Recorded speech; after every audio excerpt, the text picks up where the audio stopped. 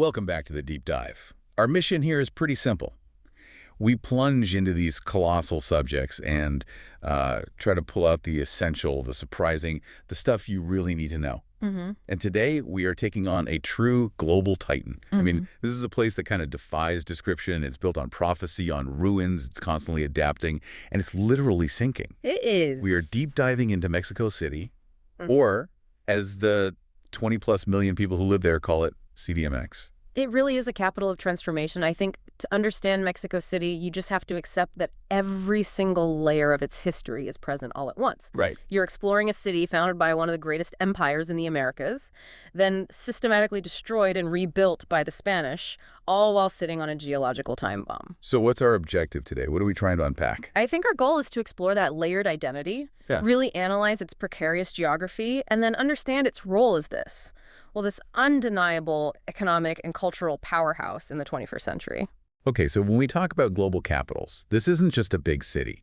It's a monumental center of influence. Where does it actually rank? It ranks extremely high. There's a group, the Globalization and World Cities Research Network, GandM, and they monitor how cities fit into the global economy. In their 2024 ranking, they classify Mexico City as an alpha world city. An alpha world city. So that puts it up there with places like Paris, Tokyo. Exactly. Paris, Tokyo, Sydney, it's in that top tier. And in terms of sheer scale, Greater Mexico City has about 21.8 million people. Wow. That makes it the 6th largest metro area on the planet. And the city proper, just the core city, is the most populous in all of North America. That immediately just frames the challenge of trying to manage a place like that. For decades, most of us knew it as the DF, right? The Distrito Federal. But that name change to CDMX, that signaled a really profound shift. It absolutely did. The initials DF were common for a century, but the big political and legal change happened in January 2016. It officially went from being the federal district to Ciudad de Mexico, CDMX. And this was so much more than just a rebranding. It was the result of decades of political struggle to give the city more autonomy. It now has its own constitution, much more like a federal state. And the city's identity is captured in these two sort of contrasting nicknames. There's the formal, almost regal one, and then the more modern local term. The regal one is La Ciudad de los Palacios, the City of Palaces. The City of Palaces. Yeah, and it dates back to the early 19th century. The famous Prussian explorer Baron Alexander von Humboldt visited the city, and he was just floored. He was so struck by the opulence of the architecture, the huge churches, the fancy private homes. He wrote that it could easily rival any capital in Europe. That's high praise. But I think the sources note that while he made it famous, he might not have actually coined the term himself. That's a great little historical nuance. It seems an English politician, Charles Latrobe, might have actually written it first in the 1830s. And he wrote, with a bit of irony, about the luxurious city of palaces, which has risen from the clay-built ruins of Tenochtitlan. That one phrase just perfectly captures the whole story. Opulence built on top of ruins. Exactly. And that's the formal historical view. Yeah. But if you're actually from CDMX, what do you call yourself? You might be called a Chilango if you're a man, or a Chilanga for a woman. And the city itself is sometimes called Chilangolandia. Chilangolandia. I like that. But the term has this really interesting social dynamic. Outside of Mexico City, especially in the provinces, Chilango is often used as an insult. But what? What does it imply? It kind of implies someone who is loud, arrogant, maybe a bit rude. It's that classic provincial resentment of the big, powerful capital. But the locals have embraced it. Oh, they absolutely have. Residents of CDMX often use the term with a ton of pride. They've internalized it. That perceived brashness becomes a sign of their resilience, their big city savvy. And they have their own term for everyone else, right? They do. They'll call people from outside the capital residents of La Provincia, the provinces. It's a classic urban versus rural thing. And the funny part is the neutral formal term, capitalino, is almost never used in conversation. So that really sets the stage for this place full of complexity, high culture, deep history, all rubbing up against this very modern, very assertive urban identity. To get how that was forged, we have to start at the beginning, the foundations. We really do, because Mexico City has this monumental historical distinction that I think often gets overlooked. What's that? It is the oldest continuously inhabited capital city in the entire Americas. And on top of that, it's one of only 2 capitals in the Americas founded by indigenous peoples. The other being Quito. the other being Quito. That fact alone just completely reframes its importance, doesn't it? It wasn't just some convenient spot colonizers picked.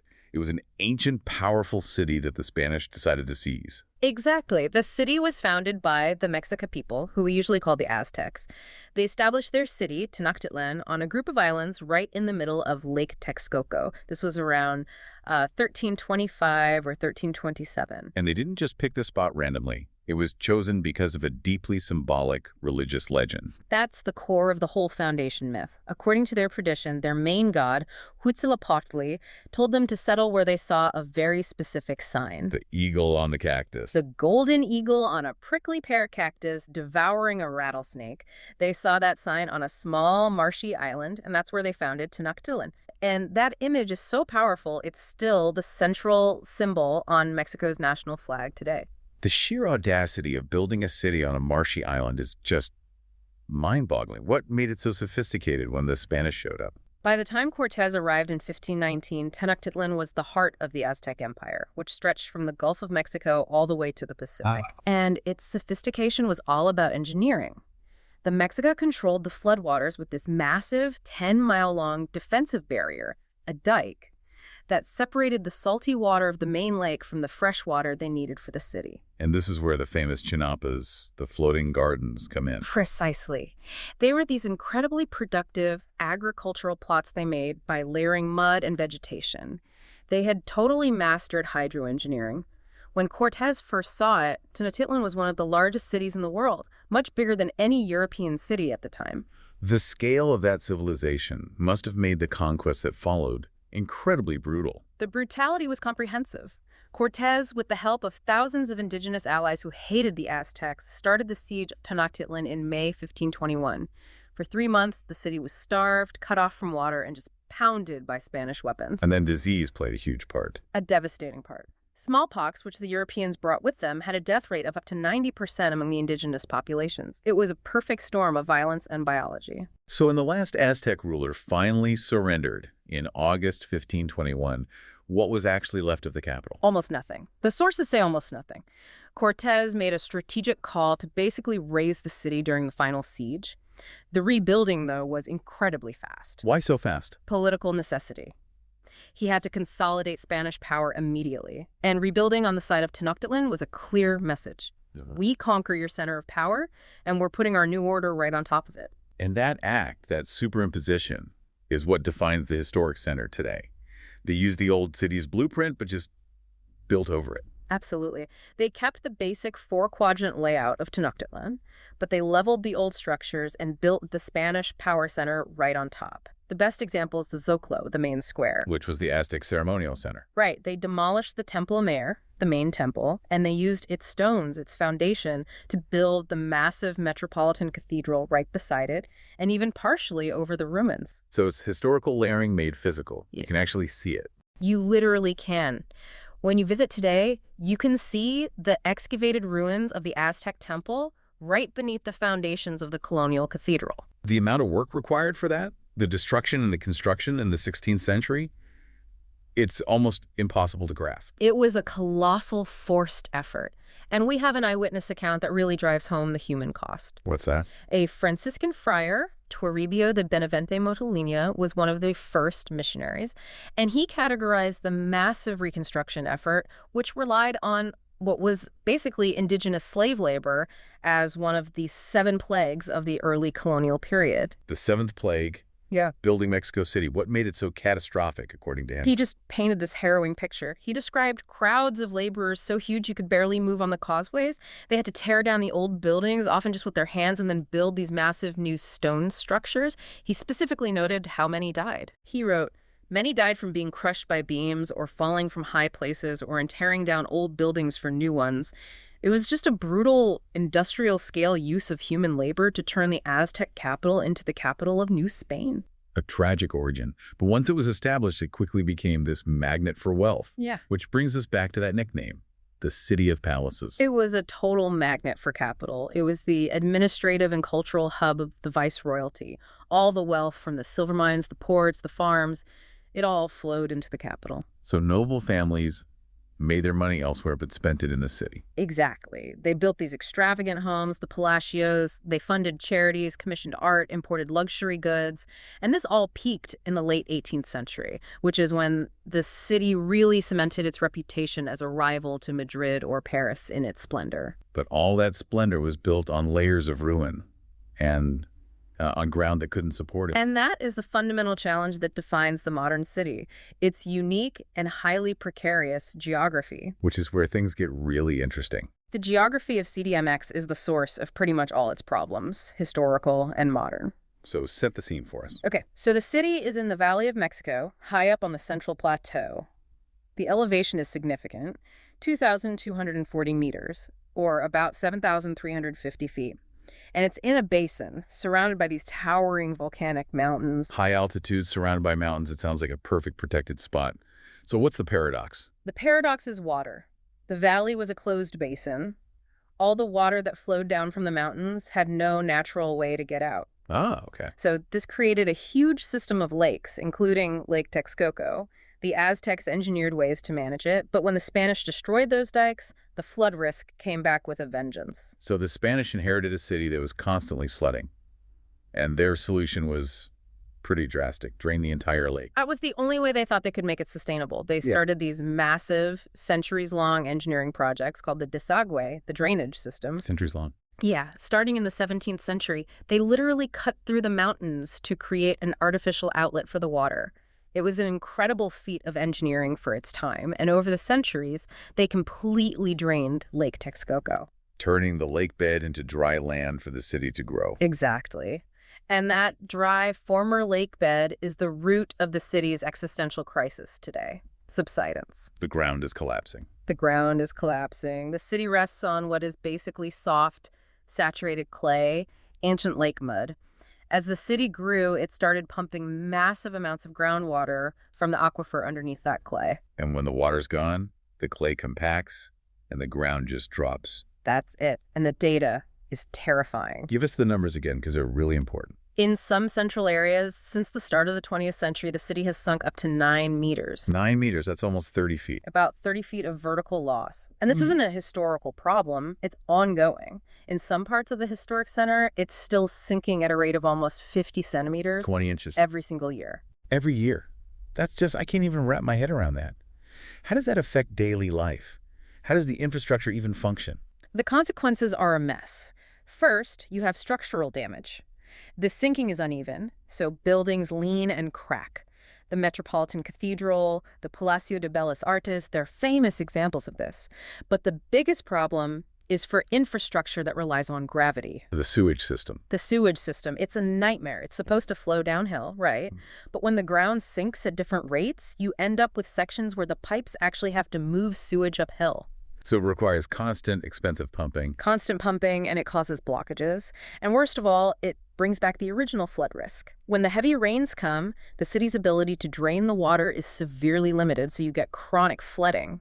So the battle against water, they thought they won by draining the lake. It just created a new vulnerability. And then on top of all that, earthquakes. Exactly. Yeah. That soft, saturated soil amplifies the shaking from an earthquake. It can turn a minor tremor into a catastrophe. The 1985 earthquake is the defining moment. That quake was a turning point, wasn't it? Politically as much as physically. Immensely. The physical damage was horrific, but the political fallout was what really changed things. The government, which was this monolithic one-party system, was just paralyzed. How so? The sources describe it as being overwhelmed by its own bureaucracy and corruption. They just failed to organize effective rescue efforts. And the citizens stepped in. The ordinary citizens stepped in. It was an organic, powerful response. Neighbors organized rescue brigades, dug through rubble, started rebuilding houses, often going directly against government orders. Wow. That event exposed the government's weakness, and it really lit a fire under a new era of civil society, of people demanding more control over their own city. So geology and governance all colliding. Yeah. But in contrast to this sinking crisis, the city managed a truly remarkable environmental turnaround with its air quality. It's an incredible success story. People who remember the city from the 80s or 90s just can't believe it. It was infamous for having some of the worst air pollution on Earth. Now it's a global model for how to fix it. How big was the improvement? It was huge. By 2014, levels of things like carbon monoxide, sulfur dioxide, they had dropped by two-thirds or more compared to the early 90s. The city's air quality is now comparable to a city like Los Angeles. That kind of turnaround for a megacity that doesn't happen by accident. What did they do? They attacked it on three fronts: transportation, industry, and policy. The most famous policy is the Hoy No Circula program. 1 day without a car. Right. It restricts which cars can drive based on the last number of your license plate. To enforce it, cars have to pass strict emissions tests twice a year. If you don't pass, or if it's your day, you can't drive. Period. And they invested heavily in public transit to give people an alternative. Absolutely, that was key. They built out the massive Metrobus system bus rapid transit and the huge Ikobichi bike-sharing network. It was a multi-pronged approach that demanded both sacrifice from individuals and massive investment from the government. That success really shows the city has the capacity for innovation when it needs it. Which brings us to its modern governance and economic power. And its economic pull is just overwhelming. With 21.8 million people in the greater metro area, its dominance is just a given. It is the undisputed economic engine of Mexico. What percentage of the national economy are we talking about here? The city proper is responsible for about 15.8% of the country's GDP. Just the city. Just the city. And when you add the whole metro area, it's about 22% of the national GDP. And get this, if Mexico City were its own country back in 2013, its economy would have been the fifth largest in all of Latin America. That is staggering. But this economy has changed a lot, right? It used to be an industrial center. A huge industrial center. The shift was dramatic, and it was mostly fueled by the NAFTA agreement in the 90s. Back in 1980, half of all industrial jobs in Mexico were inside the city limits. Half. So why did that manufacturing base leave? It just got too expensive. Land prices went up, traffic was a nightmare, and the environmental regulations for the air quality cleanup made it costly to operate. So manufacturing moved out and something else moved in. Exactly. The city shifted to managing things instead of making them. It doubled down on services, finance, corporate headquarters, banking, tech. That move cemented CDMX as one of Latin America's most critical financial hubs. And let's connect that economic power back to the political structure. That change from DF to CDMX wasn't just handed to them. No, it was a decades-long struggle for self-determination. For most of its history, the president just appointed the city's leader. Residents had no direct vote. And the 1985 earthquake was a major catalyst for change. A huge catalyst. People started demanding control. They finally won the right to elect their head of government in 1997.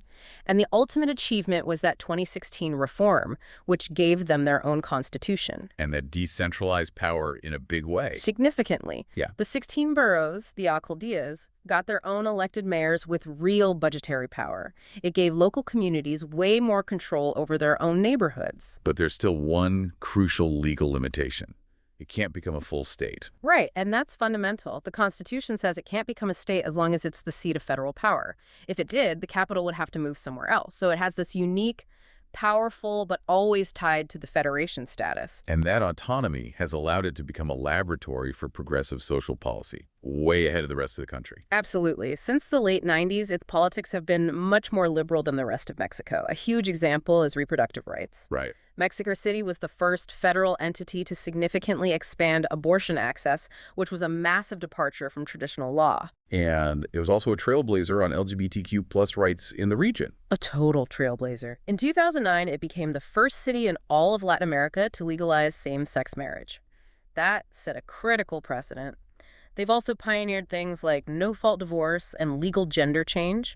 It's consistently been a progressive bulwark. Given all that, how diverse is the population? It's deeply diverse. Internally, it's a major hub for indigenous groups migrating from rural areas. The most common indigenous languages you'll hear are Nahuatl, Otomi, and Mixtec. And what about internationally? It's huge. The capital has one of the world's largest expat communities. It's estimated to have the largest population of Americans living outside the U.S. Really? How many? The numbers are as high as 700,000. They're drawn by the economy, the cost of living, and, of course, the city's powerful cultural magnetism. That vast scale requires an equally impressive cultural scene to match. Let's dive into what defines the CDMX experience. Its culture, cuisine, and connectivity. When you talk culture in Mexico City, you're really talking about density and volume. The city has about 170 museums. That number alone puts it in the top 10 cities globally for museum density. You could spend a lifetime just exploring them. And a lot of these landmarks are themselves evidence of the city's geological struggle. Absolutely. The Palacio de Bellas Artes, that beautiful white marble opera house, is the perfect example. It is literally gradually sinking into the soft lake bed under its own weight. A beautiful casualty of subsidence. Exactly. It's a living demonstration of that conflict between architecture and geology. So what are the absolute can't-miss cultural spots? Oh, there are so many, but three stand out. First, the National Museum of Anthropology. It's world-renowned. It houses the famous Aztec calendar stone, the Sunstone. Right. Second, the Museo Samaya. Its architecture is incredible, and it holds the largest private collection of original Rodin sculptures outside of France. The largest private collection of Rodin Yeah, in Mexico City. That's astonishing. it really speaks to the private wealth there. And third, you have the great muralists, Rivera, Siqueiros, Orozco. Their massive politically charged murals are all over public buildings like the National Palace. And of course, you have Frida Kahlo's home, the Casa Azul in Coyoacan. And UNESCO has recognized the city's importance as well. It has. CDMX has 3 distinct UNESCO World Heritage Sites, which is incredibly rare for one city. You have the Historic Center, the floating gardens of Xochimilco, and the main campus of the UNAM University. Okay, let's pivot to food. The culinary scene is globally recognized now, but it has this incredible balance of high-end dining and historic street food. That balance is what makes it so great. The formal recognition really came in 2024 when 7 city restaurants got Michelin stars, and the restaurant Pujol is consistently ranked one of the best in the world. But the daily reality for millions is markets and tacos. That's the real pulse of the city. The food traditions go back centuries. Take the taco. In the 19th century, it was considered simple, plebeian fare, but now it's everything. And CDMX is where tacos al pastor came from. Which is that fusion of Lebanese shawarma techniques with local ingredients. Exactly. From immigrants in the 1930s. And the markets that feed the city are on another level. What kind of scale are we talking? The Central de Abasto is the main produce market for the whole city. It's a massive 24/7 operation. And then La Nueva Viga market is the second largest seafood market in the world. Second only to Tsukiji in Japan. Second only to Tsukiji. And what about the traditional drinking culture? That's where you find the pulquerias. They're these working-class bars that serve pulque, a traditional drink made from fermented maguey sap. They have this very distinct traditional vibe that's a world away from the high-end cocktail bars. So to move all those people and all that food around, you need a massive transit system. And CDMX has one of the best in the region. The metro is the largest in Latin America. It's got 12 lines, 195 stations. And it moves how many people a day? An astonishing 4.4 million people every single day. It's the city's circulatory system. And they've made a big push to integrate everything recently. They have. All public transport, the metro, Metrobus, trolleybuses, are under one unified system now. Makes it much easier to get around. And the Eco-Beachy bike-sharing system is the second largest in North America. Finally, we can't talk about a global capital without talking about sports. And its sporting footprint is monumental. The Azteca Stadium seats over 91,000 fans. It's the largest in Latin America. It's historic. It's incredibly historic. Mexico City is the only Latin American city to ever host the Summer Olympics back in '68. And the Azteca is the first stadium in history to host 2 separate FIFA World Cup finals. 1970 and 1986. Exactly. And they continue to host huge events like the NFL, Formula One. The sheer scope of life in the city is just unmatched. This deep dive has really revealed that Mexico City isn't just defined by transformation, but by resilience. It's a place constantly shaped by these overlapping identities. The spiritual center of the Mexica, the glittering capital of New Spain, the progressive heart of a modern nation, and this economic engine for Latin America. It's a city that has just had to learn to adapt to political upheaval and this constant terrifying pressure of sinking ground. I think the underlying story of CDMX is really a physical conflict between water and land. It's always been there. Right. From the moment the Mexica built dikes to manage the lake, through the centuries of Spanish projects to drain it, it's always been about humans trying to engineer the environment, and the consequences of that engineering, the subsidence, that's still the greatest test of the city's endurance. We saw the success they had with air quality, but the water crisis, the sinking, that's the existential threat. So what does this mean for the future? Well, the source material mentions this conceptual project, a plan called Recovering the City of Lakes. It's an ambitious ecological plan to reintroduce natural water sources, create new wetlands, and basically improve the water supply and air quality by partially restoring the old ecosystem. So embracing the water again instead of fighting it. Exactly. So considering the city's founding conflict with water and the continuous problem of subsidence, we have to ask the critical question. How might a project like that, one that tries to reverse centuries of human intervention, fundamentally change the physical fate and the future identity of CDMX? That is a powerful thought to take away, as the Capital de la Transformación just keeps evolving and fighting for its very foundation. Thank you for diving deep with us.